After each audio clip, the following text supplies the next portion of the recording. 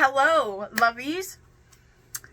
The video you're about to watch contains zero ghost hunting. Like, literally zero ghost hunting. I don't do that. I don't need to do that. I speak to spirits. I am a medium.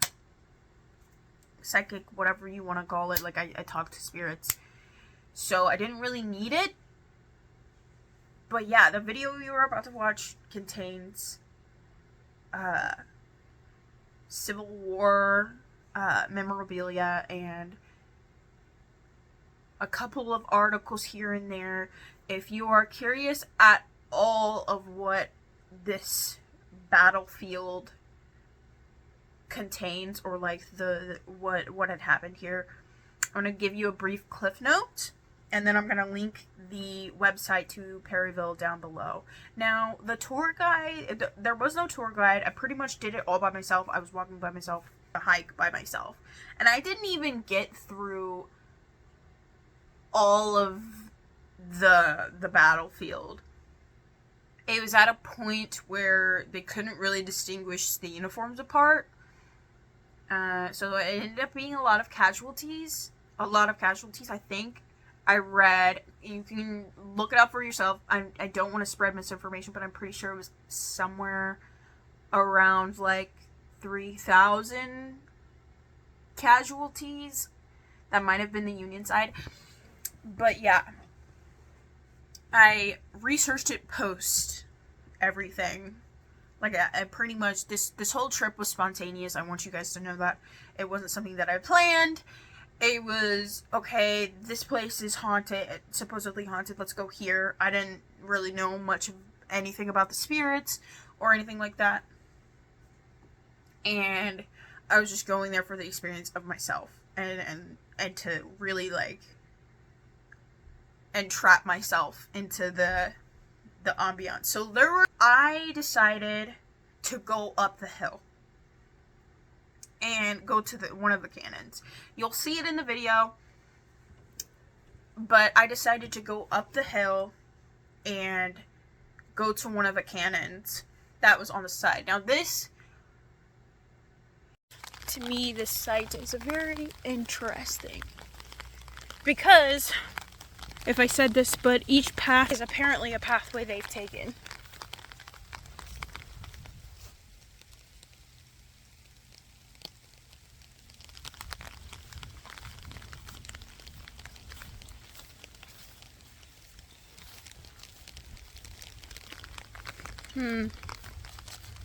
Each pathway is a pathway they've taken. Cannon, where we were just at, here. It's up there. Not like this goes all the way back. Energy, I felt, was kind of like a little heavy.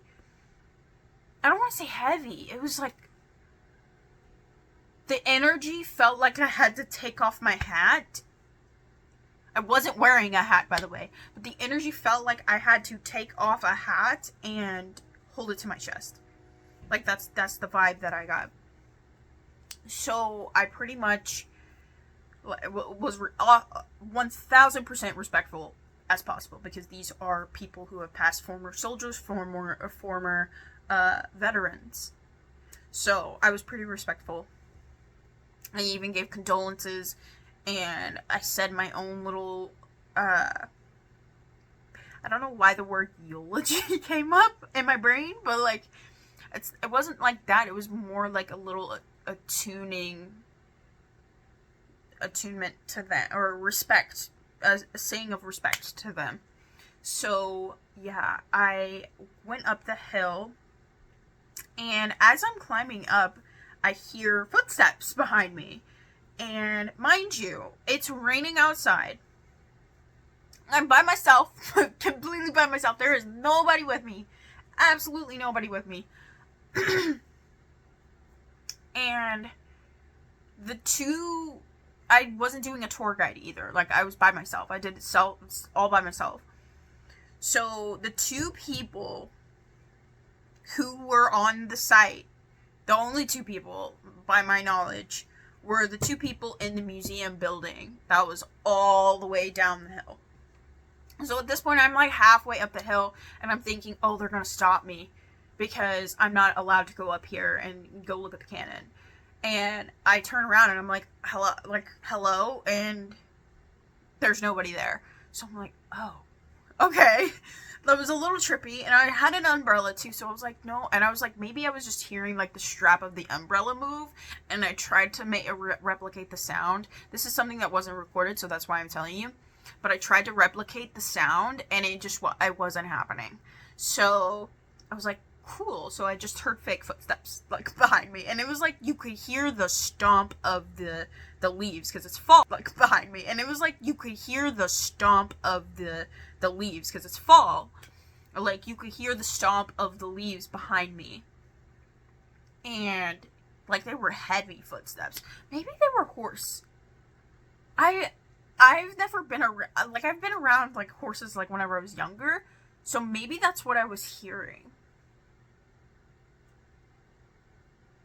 That's interesting. I'm just now realizing it because it was heavier than a human footstep. Way heavier than a human footstep. Yeah, that's interesting. Anyway, so I go up the hill and I go up to the top, and I'm just hit with like, you know, the vibe of a funeral. Like that was the energy up at the top of the hill. I am approaching a cannon. Here, a cannon, and it's gonna be right up this hill. It's cold and it's raining. It's starting to rain harder. It's starting to rain harder, but I really wanted to see this for the historical aspects more so than the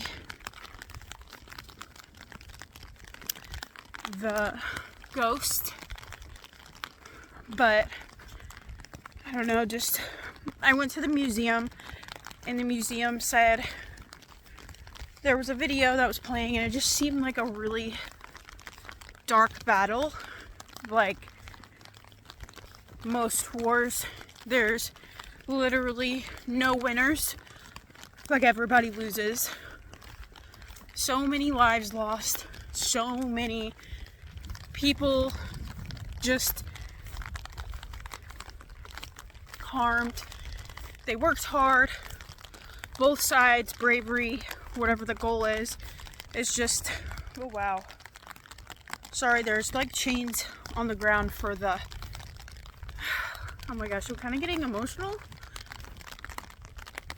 Like, this happens sometimes when there's like a lot of emotional energy, but like, yeah, I'm getting ready to cry.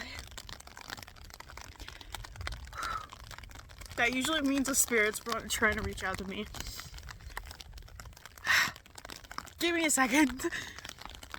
We're gonna sit on the bench. Can you see me tearing up? I don't know what that's about. Hi. Okay, so let me turn the camera around. Here is the cannon. And then location wise, I'm not really sure where this is. I'm sure that post down there, I don't know if you can see it, but there's a thing to read all the way down there. I'm gonna read this. Yeah, no wonder why I was feeling the emotions. It says, General William Terrell was nearly panic-stricken. To his surprise, thousands of swarms the fields in front of you, moving towards federal lines. Yeah. Anyway, whenever I got up there, it was really sad. Like a little sad. And I kind of started tearing up because I don't know, like this wave of an emotion came over me. It was kind of like absolute defeat. That's what it felt like. Like there's no going back. Like it's lost. Like I'm lost. And just like going into something knowing you're losing. is the feeling that I got. But you're not gonna make it back. And I think that was the energy. Now, I'm gonna be completely transparent. I didn't really understand most of the war lingo that was going on from podium to podium as you went throughout the battlefield. I'll show you a clip of one that I recorded. But at 8:08, 8:13. And I, like, it's kind of made sense, kind of not. Couldn't really tell who was who. Like the Confederate soldier or like a Union soldier or whoever. It was more just energy. At this point, I haven't felt anybody. I did feel a heaviness. Not like a heaviness, but just like like a complete at a loss. And I was like, okay, I'm just gonna keep going. And I kind of like teared up a little, and then I was like, okay, we're gonna move on. And I go all the way down and through the other side, to the other side, down the hill, and I make it to the next podium. Now, again, this is a point where I don't know. It's a tree line. And apparently they've restored some of the original spots, the original way that it looked back then. And they made sure to get it a little more accurate. According to the website. If you want to fact check me, you can look below. But yeah, so I started going to the podium, and this is where I did my first long little EVP thing. And I sat there, and I was like, I said, if there's anybody here who has anything to say, like, this is your moment. Like, I have nothing but respect for you. And if you have anything you need to say or want to say, like, this is your moment. I'm sorry for the way that you had to pass. And just complete respect is basically what I was saying. And it was like pretty much saying that, like, even when you're fighting and you think it's for a good cause, I'm sure in the moment when you have, like, a knife through your, like, in the moment you're like, man, this all could have been solved if we just put it down.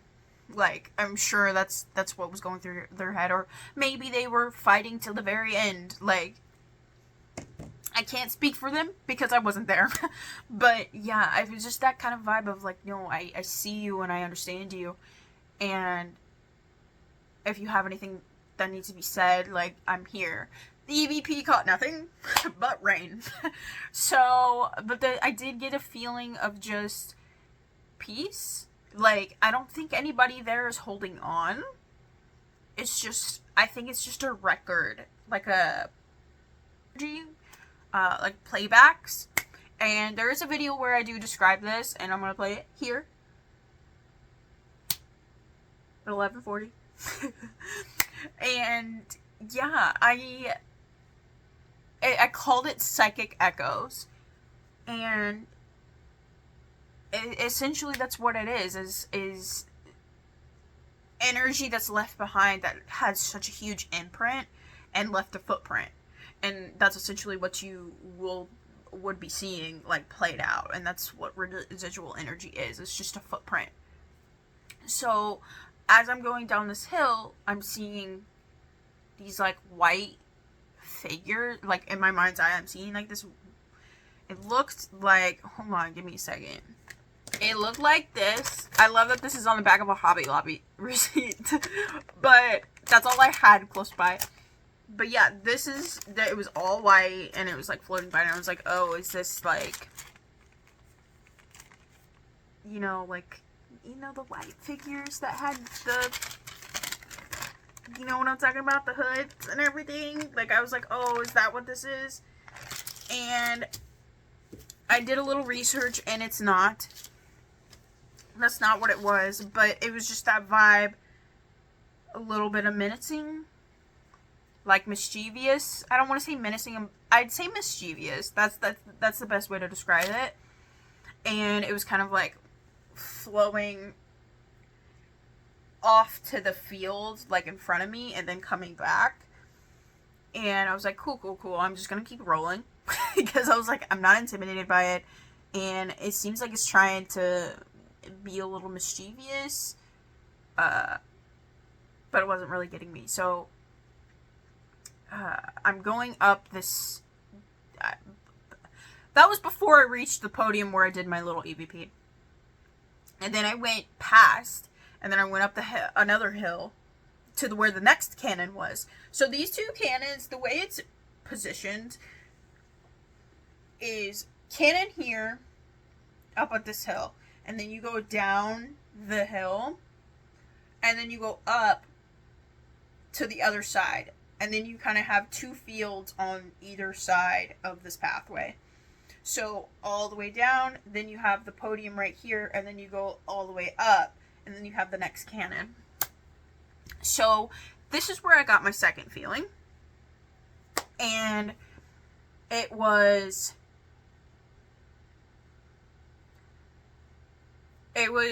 whenever I tried to do a psychic touch. Now, those of you who aren't aware of what that could be, it's where you basically try to read the energy of an object. And I am an energy worker, so this came a little bit too naturally for me. I've been getting, like, more callings to do it, and it's kind of why I'm resistant on, like, touching just anybody, because I can feel their energy, like, times 1,000, if that's the case. It's just getting up all in stuff that doesn't need to get up all into, if you know what I mean, you know what I mean. But anyway, yeah, so at this point, there is an anchor point for where the cannon was positioned. And I was like, cool, I'm gonna try and feel it out. And I even do like an EVP, and I'm like, oh, I'm gonna do a psychic touch. I don't know why I did an EVP, I just did, and I touched it. First thing that comes up is a voice that says, man, that was a beep to move. And I was like, oh, okay. And then, like, I saw an image of them hooking it to the anchor points, and unhooking it, and then, like, these men having to push and maneuver it, and, like, basically I got the image of them having to position it, and each time they had to fire it, and I was like, oh, I can see why this was, like, a little bit of a pain to move around. Like, that's a lot. I want to remind you guys that this was done in the pouring rain. And me, I told you I impulsively did this trip.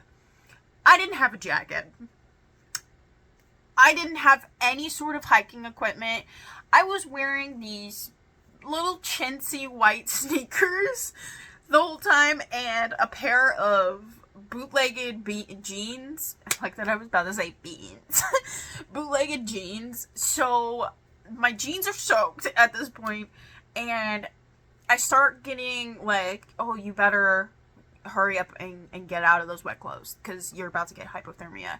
And then I just started getting imagery of the feet, like the cold feet, and like what they look like when they're wet for too long.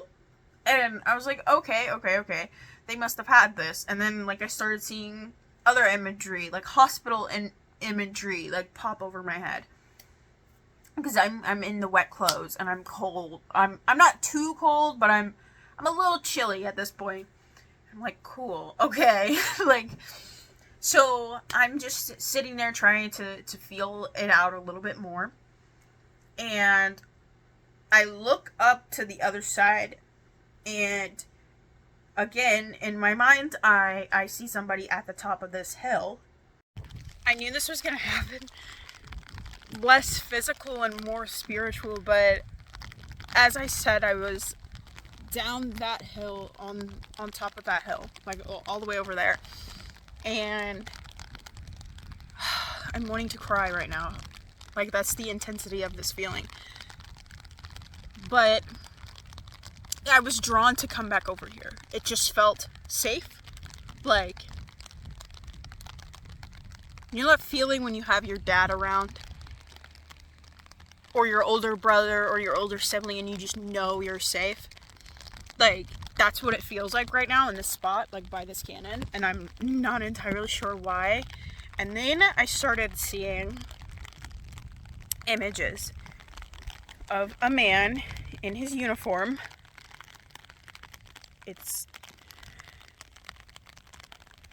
Is it blue? I can just see the outline, and then like his hat, and he earlier he took it off, but now it's back on. He just seems like he's trying to protect me. And he drew me back over here because I guess there's something over there that's not entirely safe. I don't know. Maybe there's an animal or something. I spiritually didn't feel anything out wrong. I saw weird imagery, like coming up the hill, like going past, but I wasn't sure what that was about. But, no. So I'm going to open up some communication and tell you what I've seen, what I'm seeing. I'm going to sit here because he seems so protective. I saw a younger man. He was actually really handsome. And then I don't know if it's this guy. Like, I don't know if it's giving the same stature. Like a little bit of the same stature. I don't know, that's why I don't like going in knowing what the spirit looks like, because I can't tell if I'm just projecting that image onto this being that's trying to communicate with me. So I just heard, get yourself set up. Okay. Oh, cool. Just dropped it. Alright, I don't want to set it up on the cannon because I feel like that's disrespectful. Where can I set this? Can I set it right here? Okay. Cool. Awesome. Alright, I'm going to sit here and just, I don't know, I'm not even going to try and like channel or anything. I'm just going to open myself up. You're just going to get a great view of me. You're welcome. Okay. What message do you have for me that you're wanting to share? Because I felt you. Oh, he's gone. He's gone.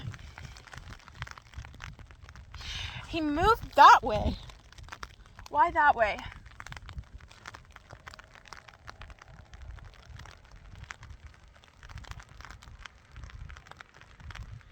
It's just as quickly as he came, he left.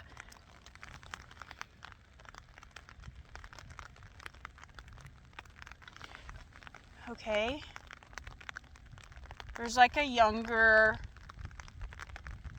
energy coming from this side. It's younger, but if it's coming from this side, it's more female.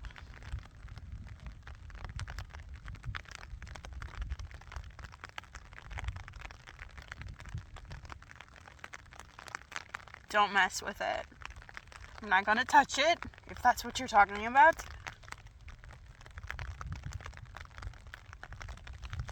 I'm wondering if the owner, because as I was coming up, it was kind of like this, but the original people who restored this are also here, like spirit wise, because there's somebody like a woman coming through. It's kind of like an older woman, a little bit protective of this, and then also like kind of like don't touch it, like please don't disrespect it. Don't worry, I have nothing but respect for this and anybody who's lingering here. Okay. I'm gonna continue because I'm really cold, guys. He has... I'm literally gonna draw it for you again. You ready? Because I can still see him. Now, I'm not gonna lie. In the audio, I think I said this. I can't remember. Now, this is just a rough drawing. His eyes are not this, like, Asian.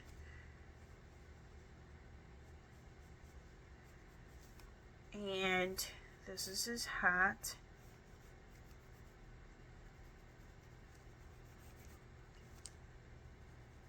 He has a really square jaw. Like a really square jaw. And I saw the uniform.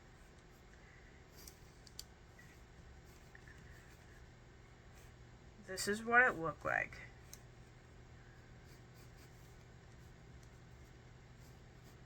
This is just a rough drawing, but I feel like it gets the gist across. Like a really square jaw.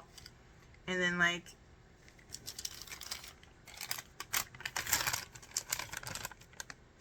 Like, that's what he looks like. And, again, that was done on my mouse pad, too. So, it was very quick. But the buttons, he had a long... I tried to find replicas, because after this happened, I was like, is that even...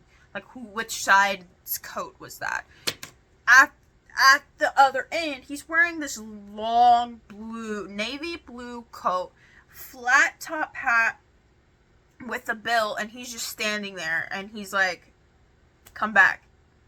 And I'm like, I'm sitting there, and I'm like, come back. And then I had this urge to, like, come back to base. That's like the feeling of, like, brother calling you home. Like, kind of feeling, if that makes sense. You see what I'm saying? Like, do you understand? It was like, come back to base. So, I went up there, went back, saw the little ghosty thing again, and I went up there, and he pretty much did like a, and left. I tried to reach out to him, but it didn't work. And then I tried to set up, I had a Gen Z moment. I'm not Gen Z, but I had a moment of, let me prop up my camera on the Canon. And I was like, no, that's disrespectful. And then a voice comes over, an older lady, who's older than these people. Like, older than this guy. And comes over and says, yeah, that is disrespectful, don't touch it. And all I keep hearing is, don't touch it, don't touch it, don't touch it. And I was like, I'm not gonna touch it. Chill out.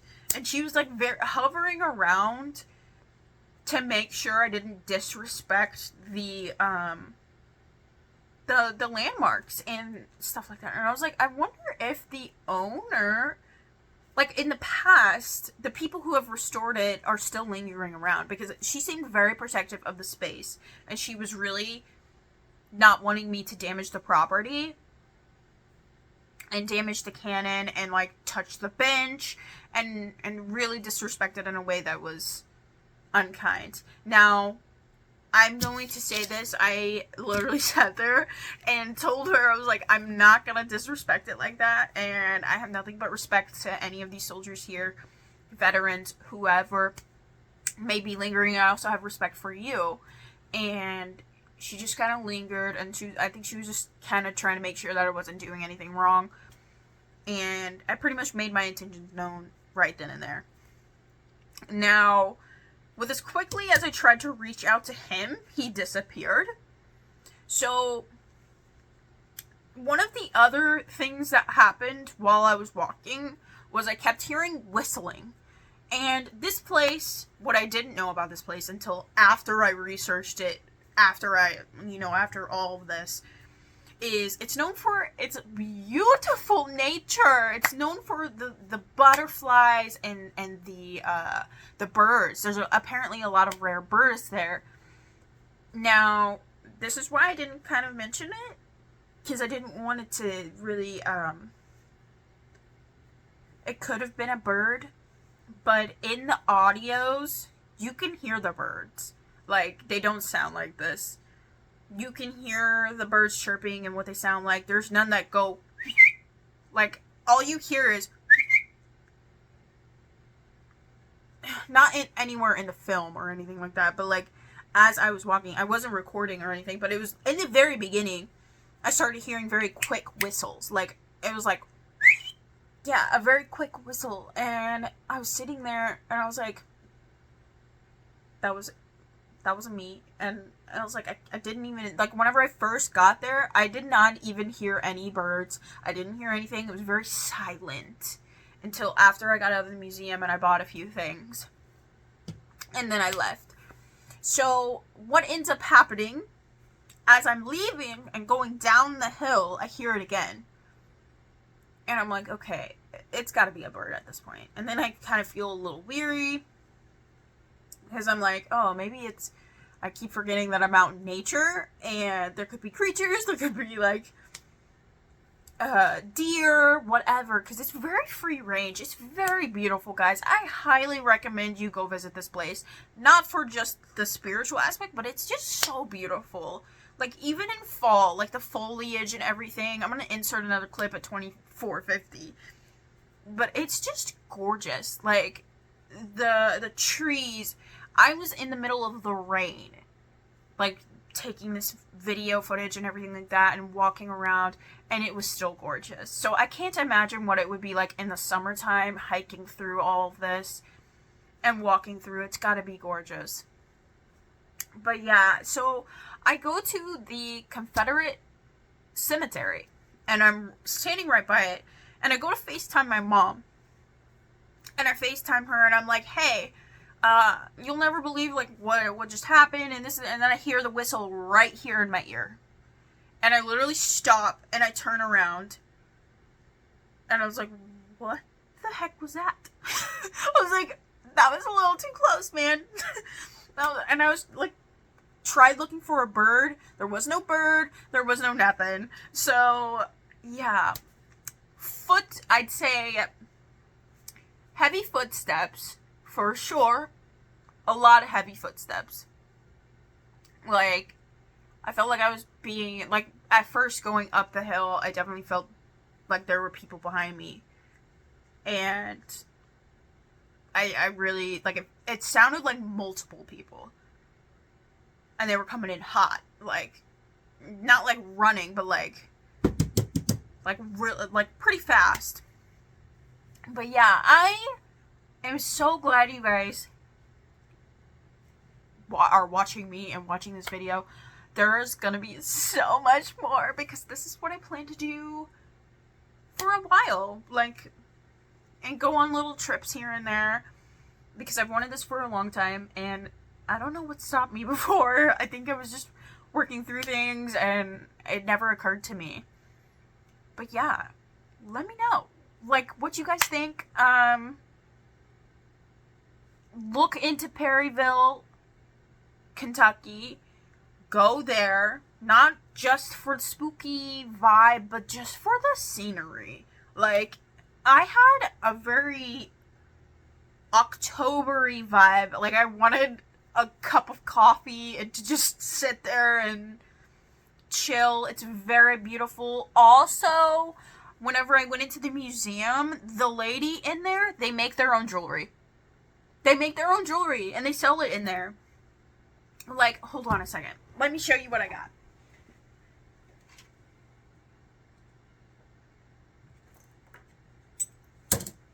Yeah, I got this. Ooh. I got this. And they had one with, like, ghostly faces on it. It was, like, very Victorian-esque. And then they had one that was a golden heart. And then you could unscrew the top and then you could put your perfume in it if you wanted to. I thought it was so cool, and I thought it was kind of like Roaring 20s-esque. But yeah, the lady in there makes her own jewelry, And then one of the guys in there, I forgot his name, but he was so helpful. And whenever I went through the museum, he was very sweet and respectful. And I loved it. I loved everything about this place. This place was beautiful. And yeah, 10 out of 10 recommend. Go there.